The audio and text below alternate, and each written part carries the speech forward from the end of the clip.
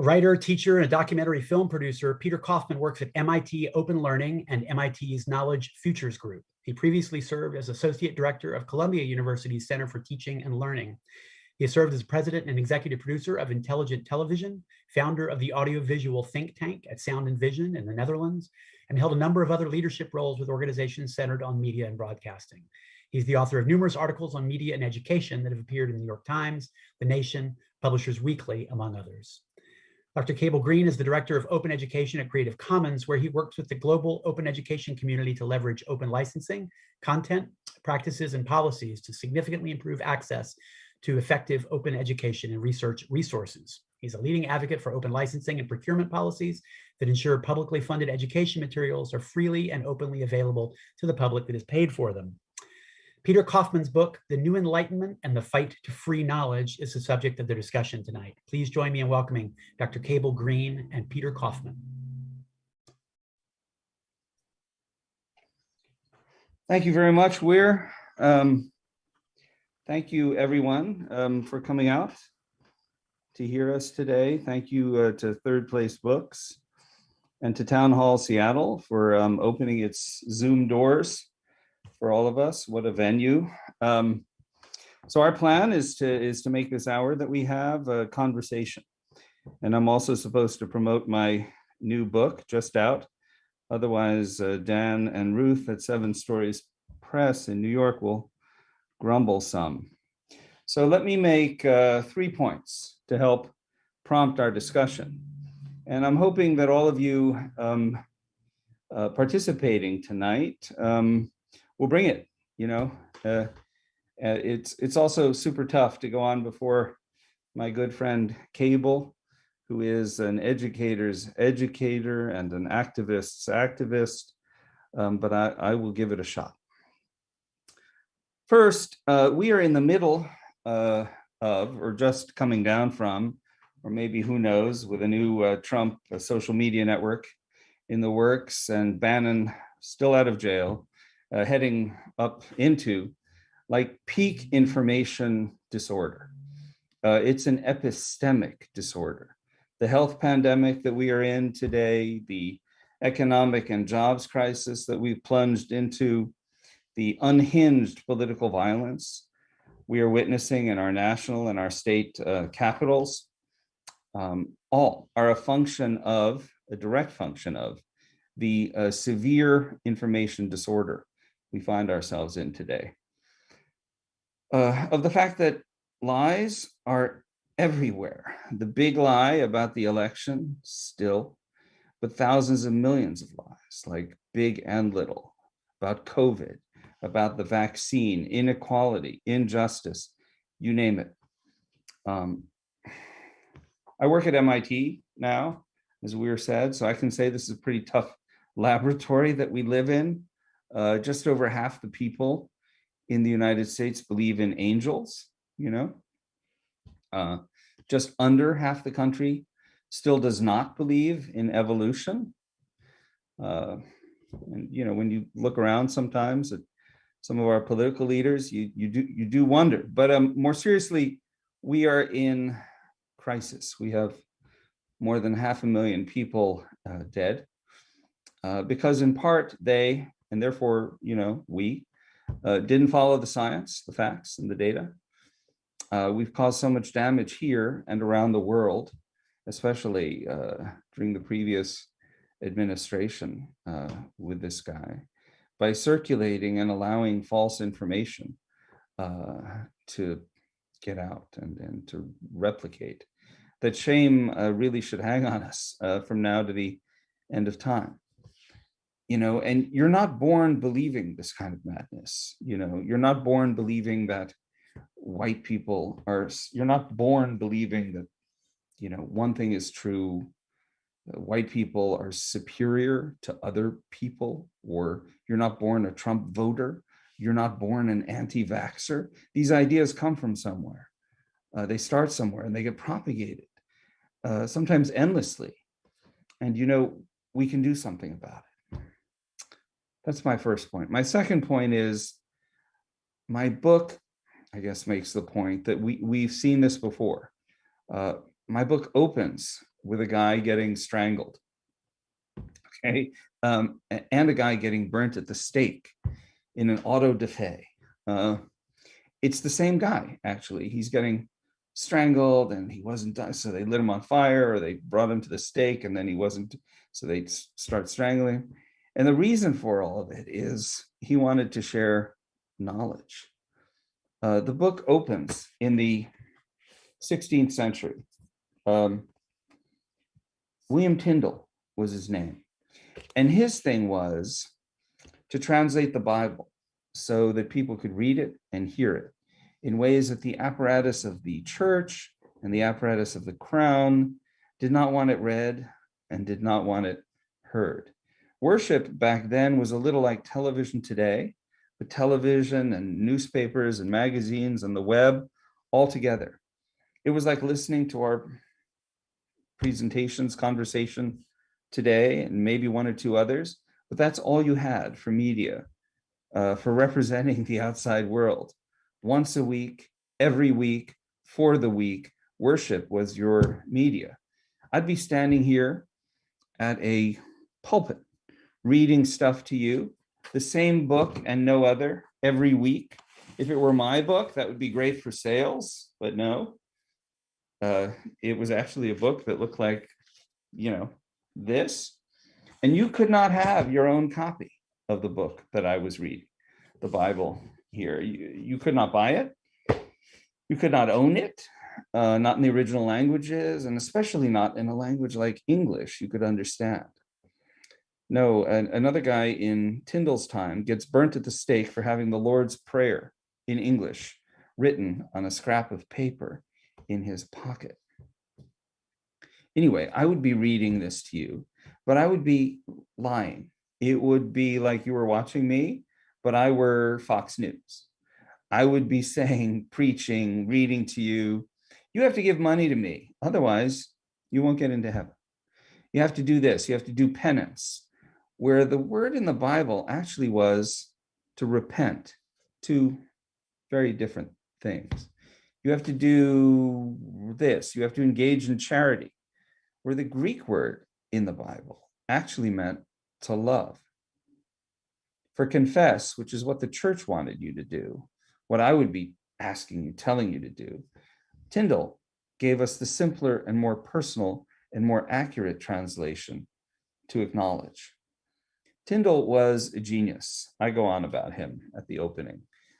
His work translating the Bible gave the English language more idioms than Shakespeare has given us. He knew 7 languages himself: Greek, Latin, Hebrew, Aramaic, as one does, and he was completely devout.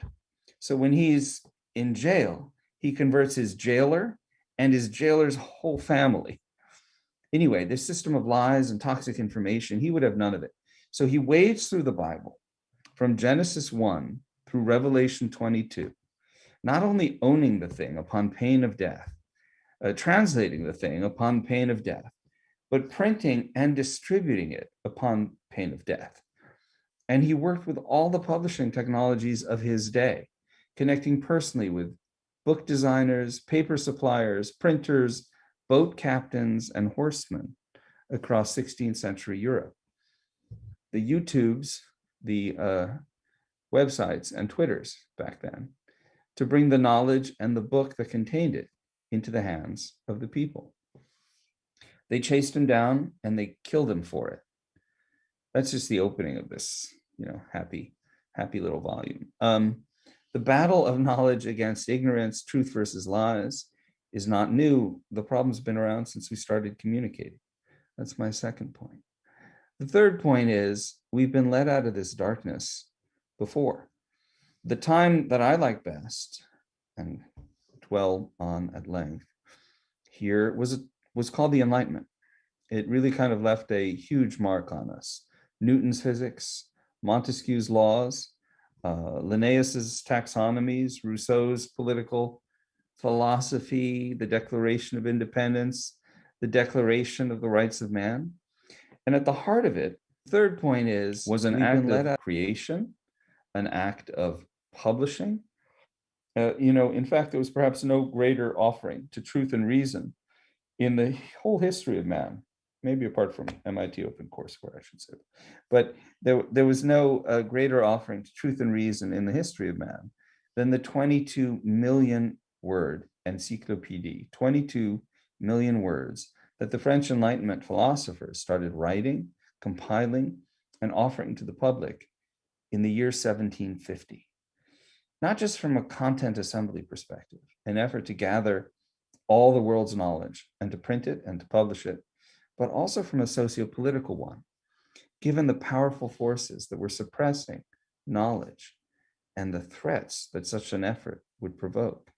The encyclopedia found the state and the church banning at one time or another every one of its 72,000 articles, 18,000 pages, 28 volumes, and invoking 100 ways to forbid its distribution.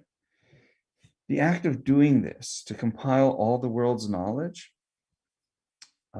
and pack it into one place, a place that could be published, distributed, shared, was mind-blowing.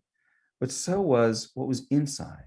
The encyclopedia smote all the 18th century orthodoxies. No proposition can be accepted as divine revelation, these philosophers wrote in the article on reason, if it contradicts what is known to us, either by immediate intuition or by obvious deductions of reason. It would be ridiculous to give preference to such revelations. The entry for fortune spotlighted the gross inequalities of wealth, already evident in 18th century Europe. In the article on the slave trade, they wrote, and this was the 1750s, mind you, the purchase of Negroes to reduce them into slavery violates all religion, morals, natural law, and human rights. But even more, the encyclopedists announced from day one that their giant project would be, as we say today, fact-based. How? There would be an underlying and overarching commitment to the verification of all source materials. Verification is a long and painful process, Diderot wrote in his introduction to this whole enterprise, his famous preliminary discourse. We have tried as much as possible, he said, to avoid this inconvenience by citing directly in the body of the articles the authors on whose evidence we have relied, and by quoting their own text when it is necessary. What this meant in practice was revolutionary. There would be no accepted truths, but for those that could be proven and cited. And there's a lesson for today in there. The way out of it for much of us today is to publish as much as we can that is factual, true, and verifiable. Verification may be the key for us to get out of this mess. Diderot's commitment to reference, to citation, to verification continues in the Enlightenment's most important successor project, Wikipedia, founded by Jimmy Wales and his colleagues 20 years ago this year. It's the foundation of what Wikipedia terms verifiability. And in many ways, it's likely to be the foundation for truth in knowledge and society today, online. Verifiability means, and I'm reading from Wikipedia's terms here, means that material added to Wikipedia must have been published previously by a reliable source. Editors may not add their own views to articles simply because they believe them to be correct, and may not remove sources' views from articles simply because they disagree with them. Verifiability is a necessary condition, a minimum requirement for the inclusion of material, although it is not a sufficient condition. It may not be enough.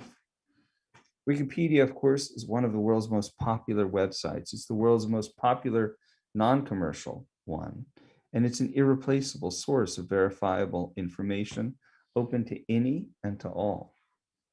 The Internet Archive is another. It's actually working together with Wikipedia now, digitizing books so that links to sources in Wikipedia link all the way through to the books themselves and render images and texts on the cited pages. So in a Wikipedia article on Martin Luther King Jr., for example, the reference link to a biography of Reverend King by Taylor Branch now hot links to the entire readable book online. This work is just so important. essential. Can we take verifiability further now, especially as our epistemic crisis deepens? Information about vaccines, still about elections? Can we improve citations for the medium that's beginning to overtake us all, which is what we're communicating over today, which is video? Can we make resources on the web verifiable? What is citation like in a podcast? These are our kind of technology challenges, and they're super important. The use of footnotes and the research techniques associated with them, as Princeton's wonderful historian Anthony Grafton writes, makes it possible to resist the efforts of modern governments, tyrannical and democratic alike, to conceal the compromises they have made, the deaths they have caused, the tortures they and their allies have inflicted, which kind of takes us back to where we started. Does Creative Commons have a role to play in all of this? Do all of us have a role to play? You bet we do. And I'll hope to say more about this later. Cable, over to you. Thanks, Peter. Hi, everybody. Nice to meet you. I'm Cable Green. As I was listening to Peter, I was thinking about how to transition in. So I guess the way to shift here is I work for an organization called Creative Commons that empowers everyone in the world to be the opposite of suppressing knowledge. So Brandeis, back in 1913, made his famous statement that sunlight is said to be the best of disinfectants, and openness is one of many forms of sunlight. So a bit about the org I work for. Creative Commons is an international nonprofit dedicated to helping build and sustain a thriving commons of shared knowledge and culture. We advocate for open sharing of knowledge and culture that serves the public interest. And so specifically, our org removes the legal and the technical obstacles to sharing knowledge and creativity in order to help society overcome its most pressing challenges, everything from climate change to COVID-19 and other grand challenges of the day. And so I work in education, and the most important, I guess the way to think about our organization, what we're trying to do is figure out what are the big challenges in society, access to verifiable truth at its core, but which parts of society is it critical for civil societies to have work well? Certainly one of those is education. And so what can we do when educational resources, when the best practice about education are made public and legally so with Creative Commons licenses or put into the public domain, so that when a student is attending Seattle Pacific University or the University of Washington, that they're not buying $200 textbooks that they can't afford, and then they're not prepared to do well in their class. What does it look like for the museums in Seattle to engage in open culture, where their galleries, the archives and museums of Seattle actually take their works, high resolution images and 3D scans of their sculptures, and make those publicly available, not just for education use, but for the public writ large? What does it look like when our scientific institutes in Seattle and across Washington State and around the world, when the research that we're doing on COVID or trying to cure Alzheimer's disease or cancer or what have you, what if that science was made open access? So the Gates Foundation, which of course has its headquarters right next to the Space Needle, they have an open access policy so that that is very clear. If you take money from the Gates Foundation to do research on trying to solve malaria, for example, and come up with a cure for malaria, any research that you do must be under a Creative Commons attribution license. The data from your research must be openly available to everybody. And there's a zero embargo period once it's published, which means the moment that research is published, everybody in the world can access it for free. So, what is it in society? Peter's talking about the in order for us to function well, we must have access to verifiable truths. And part of that is for us to be thoughtful about what should be open and specifically legally openly licensed and freely available to the public. What does the public need? What does and what should the public fund to make sure that everybody has access? And I'll just make one final point and send it back over to Peter for his thoughts. One of the things that we work on at Creative Commons is we work with funders. We work with people that have money. Usually that's governments and foundations. And we ensure that we work with them to ensure that publicly funded resources or foundation funded resources are openly licensed or dedicated to the public domain immediately, so that the public has access to the knowledge, to the cultural works that are created, et cetera. We just, for example, helped the Smithsonian open up its archives to the world. So it used to be if you wanted to access, and see the high resolution, beautiful works that the Smithsonian has, you had to travel to Washington, D.C. physically. Most people in the United States, most people around the world will never have that opportunity. And the Smithsonian has taken their works using Creative Commons public domain dedication and put those works into the public domain. And now everybody can access them legally and download them. And so there are solutions to to lies and making up your own truths. And part of that is our collective responsibility to make sure that knowledge and culture is open so that we can investigate it collectively, so that it's out there, so that we have as many eyes as possible on it, and it can be improved over time. It can be made better if there are errors in it, in the truth of the research or the educational resources, or the metadata description of a particular artifact in a museum, which was written in a time where colonialism was accepted. And that's the metadata on the work. We can interrogate that information. We can rewrite it. We can put context around it, but only if we can see it and only if the information's open. Back to you, Peter. I love that. Thank you, Cable. And, in full disclosure, we have worked on a few things together and sit together on a thing that was going on for a couple of years now, called the Open 2020 Working Group, thinking about all of this stuff with 2020 in our future. Now it might change to be the Open 2030 Working Group. I just want to amplify a couple of things that you said for a Cable for a minute or two, to the point that we all have a role to play in this.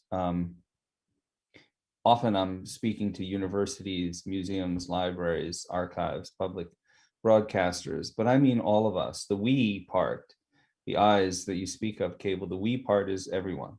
And consider the things that we want to share, like the direct objects of the things that we want to share. It might be an image of an artwork, as you're saying, the musical, a musical score, a photograph, a manuscript, metadata, a wall card from a museum, as you've indicated, a catalog from a museum, sounds, moving images from the archives, increasingly important when it comes time to documenting and unraveling lies that get told today. Property is the term that we use for a lot of this stuff, intellectual property. And in my book, I go on about the fact that the first copyright law that came, about to describe all this stuff, the Statute of Queen Anne, also came around during the Enlightenment. So at the same time as Montesquieu and Rousseau and Jefferson were getting busy, and at the same time as Isaac Newton was formulating his laws of motion, while observing apples from, his home in his orchard, actually, at the time he was home from Cambridge during a plague like this one in 1665, watching these apples fall from the tree. And just as he figured out that they fall to the ground ultimately because of gravity and the laws of motion that he went on to document, a signal achievement for humanity, so the people who wrote Queen Anne's law and most of the laws that have followed recognize that when all is said and done, an idea, human creation, art, culture, science also fall by nature into the public domain. And there's a physics of intellectual property, which I talk about in here, that should give us some hope. It's a natural order to things. The state of nature of all the things that we curate, things that we've been discussing just now, is ultimately the commons. And sometimes we just have to give it a little push to get it there. So that to me is a super important point, and worth unpacking some. Even as and there's, I'm glad you brought up copyright and intellectual property. There's a balance here, right? When the idea of copyright was started, the idea was to give a limited short-term monopoly to the creator of the work or the author of the work so that they could commercialize it and recoup their investment and et cetera. But it was a short time period. It was 14 years. If you look at copyright today, it's been extended over years to really become something that serves commercial interests and really doesn't serve the public anymore. So in the United States, copyright is now the life of the creator, the life of the author, plus 70 years after their death. And so, Peter, you and I are educators. Sort of the whole point of education is to share knowledge and to share knowledge as broadly as possible. And so if if the public wants to access works that I produce, my work is in education psychology about how people learn. And if I just follow the natural course of copyright, two things have to happen for you to access my works. First, I have to die, and then 70 years have to go by after my death. Well, Peter's not going to be around anymore, and neither are the other producers of Town Hall Seattle. So is that working for the public? Not really. And so this is why, Creative Commons was started 20 years ago. And the idea was, look, copyright law is what it is. And we can work on reforming that and trying to shorten it. But honestly, we're up against Disney and we're up against these powerful players which can swamp the system with money and lobbyists. And so what Creative Commons did was we hacked the system. We hacked the legal intellectual property system and said, look, keep your copyright. And for those people who do choose to share, for the galleries, the libraries, the museums, the educators of the world, the scientists, people trying to solve COVID-19 long hauler syndrome, all of those people can make individual choices separate from commercial interests about if they want to share their knowledge globally. And of course, what's made this possible is the internet and things being digital. So, it still takes a tremendous amount of effort to write a textbook.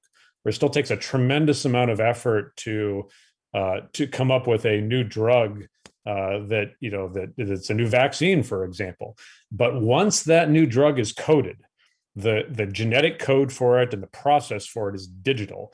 And if we choose to, we can make that patent on the drug open and make it freely available to the planet.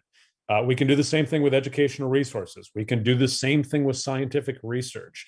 So we're in this interesting time, and we really have been since right around 2000, where if we choose to, as a human race, we can come up with solutions that when they are digital, we can share them with the world as digital public goods. And there's nothing that stops us from doing that. In fact, before the show, Peter and I were talking about how yesterday, MIT, where Peter works, is celebrating its 20th anniversary of opening its entire curriculum to the world. Now, think how crazy that sounds. MIT, this elite institution, which a lot of people want to go to and can't get into, and if you can get in, it's expensive to go. They decided 20 years ago that they were going to take their curriculum and put a Creative Commons license on it and give it away for free. And people thought, well, you're nuts. And what's happened is that they've had positive impact globally. And not just have people use the materials, but they've taken those materials and they've improved them, and they've translated them into different languages. In fact, so full disclosure to the audience, I live in Olympia, Washington.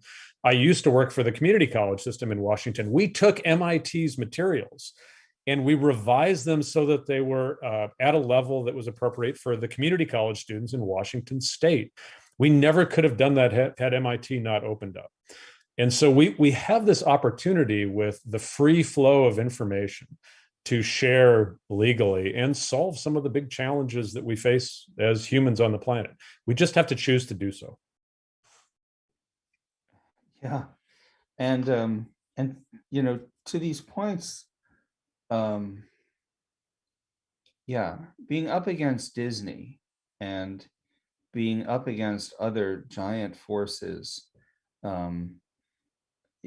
what I call the monsterverse, whether it's the church and the state, during the Reformation, or whether it's, Google, which Alphabet is the most powerful, highest spending lobbying group in Washington today. There's some beautiful things that go on with these companies. There's no doubt about it. But there's also some very heinous stuff that goes on. And the power, it turns out, as Cable, you're saying, is like in the hack.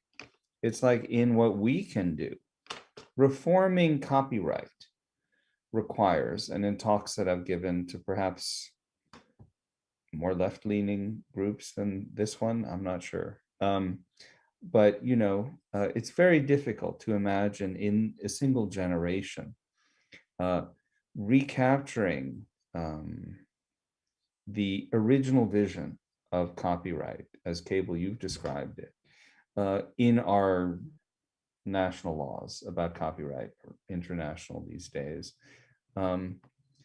It's going to take multiple generations, because you have to cleanse the money out of the people who legislate. You have to cleanse the money out of the people who arbitrate and adjudicate. Super tough.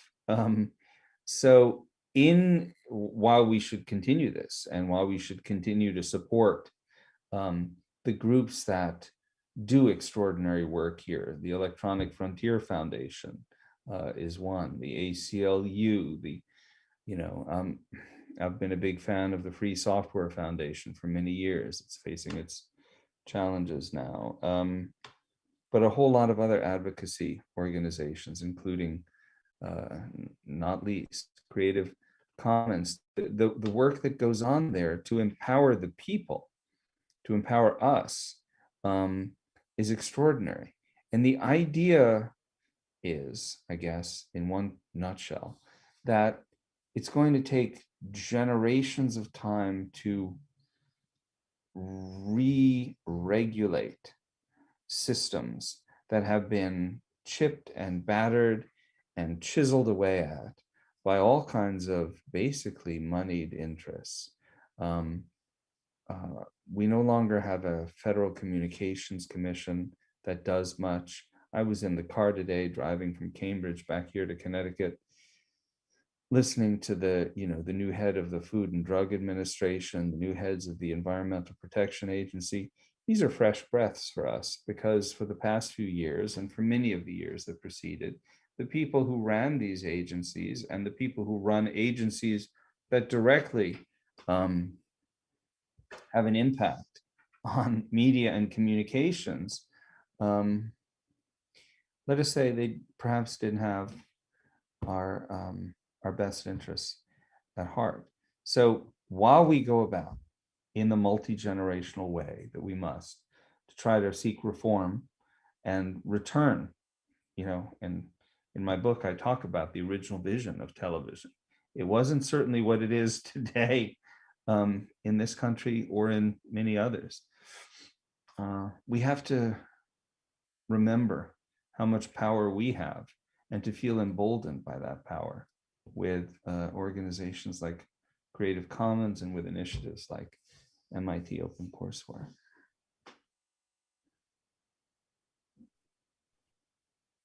I'm noticing we're 35 after. Is now a good time, Peter, to go to the Q&A? I mean, I would love that if that's good with our friends and sponsors and hosts here. Sure, yeah. I want to remind everybody that you can either put a question in the chat below the video player, or you can also text questions to the number in the chat. So our first question, so much of the misinformation or the control of information in the past was about power and control. With all the vying for truth these days, would you say that it's still about vying for power, or are we really just experiencing a power vacuum today? I mean, I can give this one a shot, Cable, to start anyway. I think it's all about power. I think it's all about power, and power for what reason? Power for some form of gain that, solidifies your place, your lot in life. So yeah. And while collectively it may seem like there are vacuums on the internet, beware, because Google, which we go to, I don't know how many times a day. Actually, that's an interesting statistic. Someone, I'm sure, has it on this in this conversation tonight. But how many times a day do we look at Google? It seems like it's like a walk through a public park, like we're searching, or a museum, we're looking up stuff, but it's not. It's a private enterprise. It's a publicly traded company that can choose to do with our information ultimately what its shareholders want. And so too, so many of these other platforms that we rely upon. And guess what? Guess where the power lies? The power lies with the people who control those platforms. The ways of accessing the internet themselves are largely through commercial organizations. So we have a ways to go before we can create a truly public space that's owned and controlled by the people. And that's ultimately, I think, a great ambition to pursue. I'll give just a couple quick points from me on this. I think on the one hand, there are some obvious, so I totally agree with Peter that oftentimes controlling information is about, or power wants to and needs to control information. So look at Myanmar right now, right? The internet's being controlled. As the military took over the government, one of the first things that you do if you are taking over a government is you take control of the communication channels. You take control of the state television. You take control of the internet. You make sure that free flows of information stop, and that the only information that's going out is from those in power who want to control the message. And so that's an obvious form of controlling information to support power. And then if you watch what happens is that one of the very first things that the opposition, or in the case of Myanmar, protesters in the streets, one of the first things that they try to do is establish free flows of communication, not only for self-organizing, but also to get, I would argue, the truth out to the outside world. And so that's a very obvious example. I think, one of the things that Peter's book deals with is something that, at least in our lifetimes, is relatively new. And that was what Trump brought in, which was this sort of craziness of lying and telling untruths, and doing it enough that it gave permission for others to do so. And that was done in a space where there's enough different types of media. There's enough different Facebook groups you can join. There's enough different cable news channels that you can watch, where you can get in these echo chambers where you may think that you're getting information from multiple different sources, and therefore it's verifiable information, but it's really not. And so, we were talking before the show started, my wife and I have 2 young children. And as we think about their education, one of the most important things that we're concerned about is that they are learning in school critical thinking skills so that they can criticize and critique and evaluate sources of information and not trust intuitively or inherently not trusting them because they, in this day and age, there are so many sources and channels of information that are not accurate and that are not truthful and are not based in fact or science. And that going forward, the world is a more complicated place to really figure out what the truth is. And I think, one of the reasons I really like Peter's book is that that's the challenge for us collectively going forward. And go ahead, Peter. After you. Well, and just that's a collective challenge. And so, as I think about this, I try to figure out what's the most important thing that I can be working on. I look to what the United Nations calls its Sustainable Development Goals. So if you haven't seen the UN Sustainable Development Goals or the SDGs, you can just type it into your favorite search engine and they'll pop up. There are 16 goals, and I think 17 is we should all work together on the 16 goals.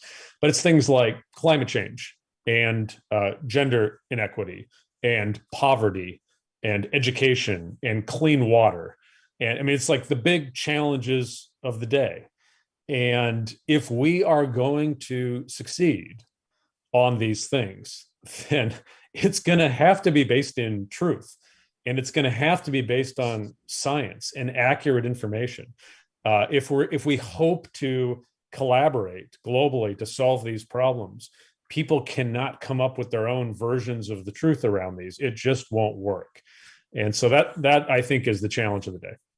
And I just want to add to that the effort of MIT to publish open courseware, or of the Smithsonian to publish its metadata, to publish its images of its collection, etc., online, is really an act itself of self-publishing. And I speak Russian for a whole lot of ridiculous reasons. There's this word in Russian called samizdat, which I go on about for a whole chapter. I talk about this totalitarian system of thought control. And one of the things, maybe one of the things that undermined it the most, was this network of people who decided, Václav Havel lead among them, but others too, to publish themselves their own kind of information that was truthful. And some of the quotations from some of the literature on this is so good, it makes the whole chapter read super well, but it's only because I've, quoted these guys at length. They're so lyrical about it. It undermined the system. And when we think about it, is what we're talking about in some sense a kind of especially when, you're dealing with a chief executive who's a liar on a Brezhnevian scale, or, Hushak, or you name it, Gomulka, like these, Trump was just, but over there in the Soviet Union and Central and Eastern Europe, they also lived under a lie nonstop for 7 decades, or 4 or 5, depending on how you count which place. But and they've been coming back from it. So we need to draw some inspiration from that as well. And I try to link these kind of concepts a little bit in here. Yeah, that kind of leads into this next question. Who are the gatekeepers on this truth? Is because if you open it up and all information, information is more publicly available, it's less economized. Who is deciding what should be published and put out into the world? Who's deciding what is true and verifiable?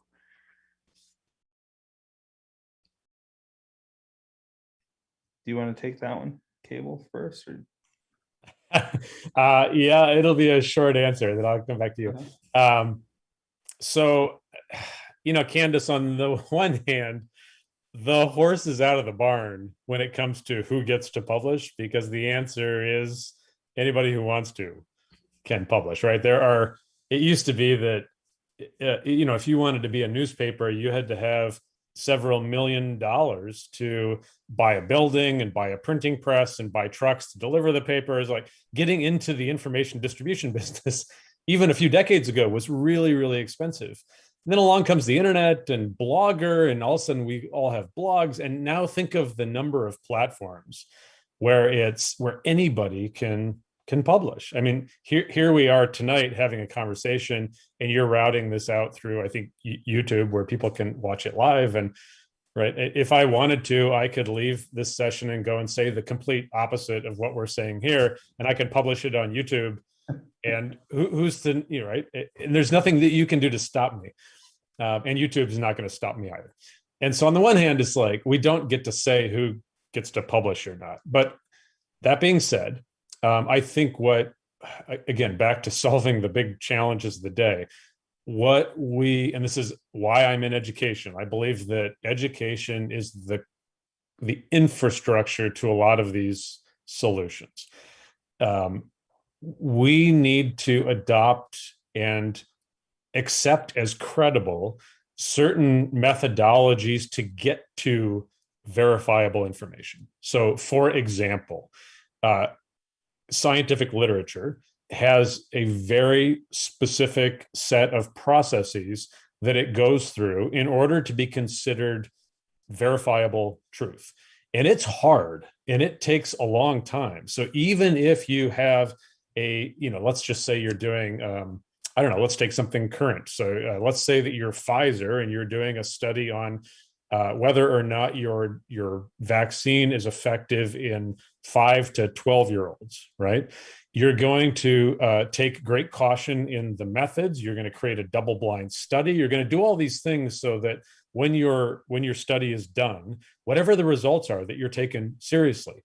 But even if you do it perfectly in the scientific method, there's peer review. So your science is going to be critiqued by a lot of other scientists who are coming at you with disbelief. Like, they don't believe you out of the gates just because they're Pfizer. They're going to be looking for errors. And then even after they say, yeah, this looks pretty good, and it's published in a journal, there multiple labs around the world are going to try to replicate that research. They're going to run it again and again, and they're going to be seeing, does this hold up as truth?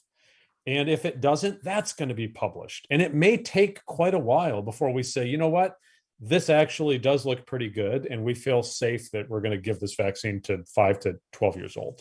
Now, we're in a bit of an emergency rush with COVID vaccine, so it's not the best example, but that's kind of how science works. Like, it's this really rigorous method to get to at least the temporary truth.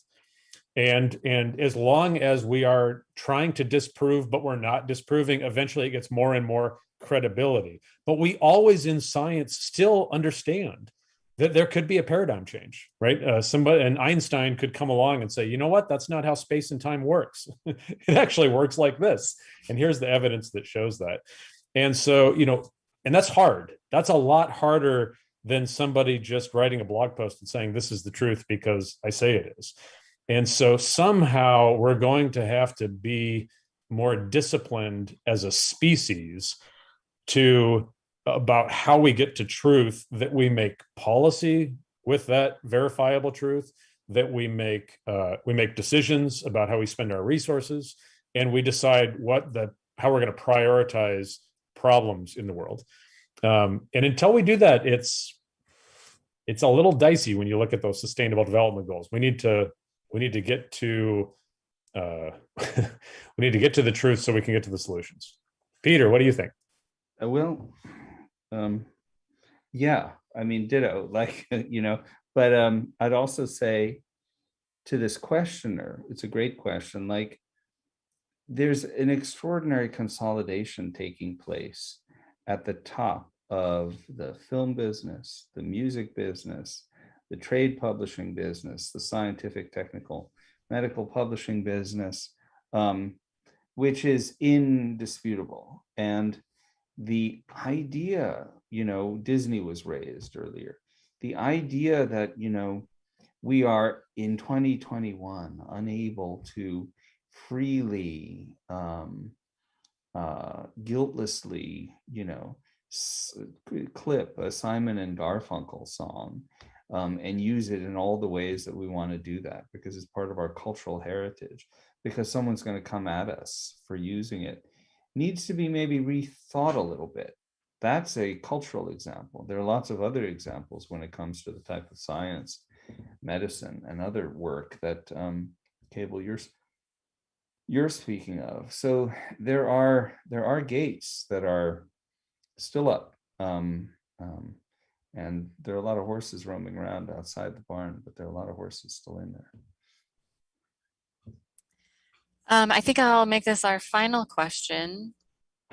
You mentioned a lot of giants of history in your talk, Rousseau and Montesquieu and Jefferson. Who are the champions of public knowledge and thought today that you think will have the biggest impact on moving our society to a place of common truth and understanding? Well, in the book, I talk about a number of them. And, one of them, I'm grateful Edward Snowden read this book and gave it a heck of a recommendation that's out there online. But I think that there are people who fight, and who fight in the way that Tyndall fought. I talk about Aaron Schwartz, who it will be 10 years soon since he died by suicide, trying to avoid a state and institution that came after him for trying to copy all the material that exists in one of the scholarly repositories and post it online for people who didn't have the means to access it, to be able to access it. I talk about one person and reprint a large piece that he wrote, who was the inspiration, and so cited as such, for Wikipedia and for Creative Commons, Richard Stallman, who founded the free software movement. I talk about others who, whether it's the Assanges, the Snowdens, people who recognize the stakes that we're up against and never stop, and some of these contemporary heroes have life trajectories that match some of the heroes, in totalitarian systems in the previous century, or in people who fought the monsterverse 500 years ago. So those are all really good examples. I'm going to go the other direction and say that I think the heroes are the individual advocates and activists that work deep in the trenches in the organizations and the governments that are often not known to the outside world, but are the ones making the change.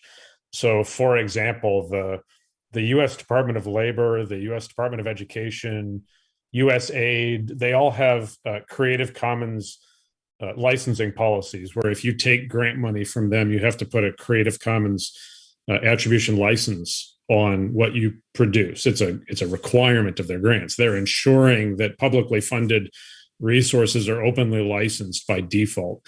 And the people that did that work were not the secretaries of those departments. They were not the undersecretaries of those departments. They weren't even the department chairs. They were the staff that were way down inside the organization who said, you know what, there's a better way to do this. The heroes for me are the librarians that are at the universities around the world who say, you know what, our education institution is about sharing knowledge. We, the librarians, know where to find stuff, and we're not going to continue to watch our students be abused by commercial interests that are just trying to extract as much money as they possibly can. we are going to launch open education resources programs to make sure that all of our students have the resources they need and make those freely available. We are going to make sure that we're going to work with our faculty at our institutions to publish in open access journals, not only so that the world can read that research for free and immediately, but also so that our researchers can actually be read, and not just by the rich universities around the world, but by everybody. And that's good for knowledge writ large. It's, you know, the person inside the Smithsonian, her name is Effie, who fought for 6-7 years and educated people across the Smithsonian museums to help them understand why openness was on mission for the Smithsonian, and help them get to an open policy. And she launched that with the new secretary of the Smithsonian 2 years ago. It's those people, to me, who will probably never be, they'll never be known to most of the public, but they're the movers and shakers. That's great. Well, thank you both so much. I have, I feel like your vision of the kind of world that you want to see is really inspiring. And so thank you so much for sharing it with us.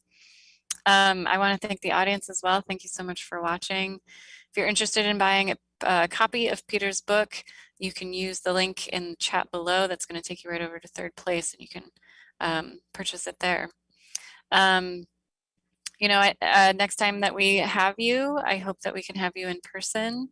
But until then, I hope that you both stay safe, and we'll see you on the other side. Thank you.